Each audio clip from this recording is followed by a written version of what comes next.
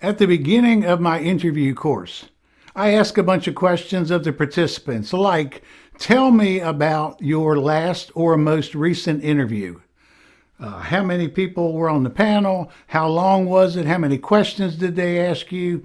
Did you do well in terms of the content? Did you do well in terms of your delivery? Just kind of tell me about your last interview. And of course, as you can well imagine, with a number of people, the answers range all over the place. You have some people thought they did well, some people thought they didn't do well, some people large panels, small panels, lots of questions, few questions. And when we get around to talking about them evaluating themselves in terms of the content that they had and their delivery, what I hear from them as they chit-chat amongst themselves is they start comparing themselves to others. Somebody will say, yeah, I didn't hardly study for my interview at all, and I went in and aced it, and I got the job. And somebody else will say, man, I spent 20 or 30 hours, and I didn't think I did very well at all, and I didn't get the job. It's what's wrong with me? Am I stupid or slow or what's going on? And they're comparing themselves to each other. And I stop them at that point and say, all interviewees are not created equal. Stop comparing yourself to other people. Your pathway to getting to your best interview of your lifetime may be very different than the person sitting right next to you. Let's face it, when we looked at just the content and the delivery, we've really got 4 categories.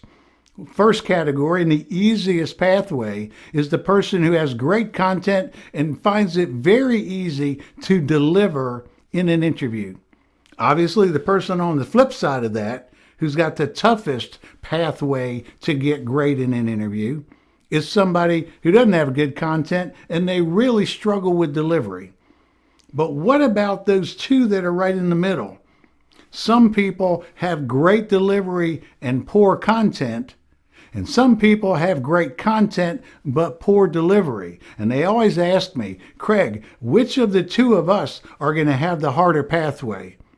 It is always easier to develop great content than it is to develop a great delivery of your presentation in an interview. And I tell people that right up front. And I say, listen, if you're one of those people who gets nervous in interviews, who stumbles over their words, who really just has difficulty in the interview delivering the information, you're going to have to put in more time. I'm sorry, it's not fair, but that's the way it is. The other thing that I tell them is you always prepare your content first. And after you've got your content great, then you start working on your delivery. Some people don't do that, and they start working on how to deliver their answers before they get great content. And so then as they're changing their content, now they got to change the delivery. Always work on your content first. When you get your content down and now it's great answer, now you start working on how do I deliver that? When do I slow down? When do I speed up? When do I pause for effect? What's the best way for me to deliver that answer? And so all interviewees are not created equal. Stop comparing yourself to other people. Your pathway is your pathway, and to get great, it's going to take as long as it's going to take. That's my tip for today. If you found this video useful, please click the thumbs up, subscribe to the channel. That really helps me out. For more interview tips, check out my new book on interviewing or my online course on interviewing, both titled, I Got the Job.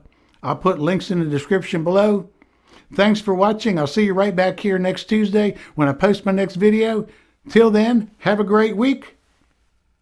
See ya.